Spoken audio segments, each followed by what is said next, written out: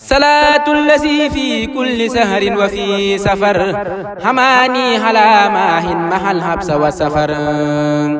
salaatu llazi fi kulli sahrin wa fi safar hamaani halaa maahin mahal habsa wa safar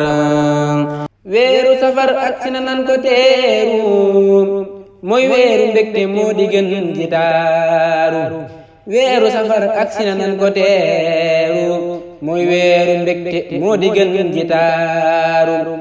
ahlan wa sahlan marhaban màggal gi raditu anil mawla taala allazi rabba fuadi wa axnaani wa akrim bihi rabba raditu anil mawla taala allazi rabba fuadi wa axnaani wa akrim bihi rabba ma del si waat feddaliwaat ak laxasaay tey salaat saa waxi daaw ndax ngeen xamaat lan moo di màggaluk safar ma del si waat feddaliwaat ak laxasaay tey salaat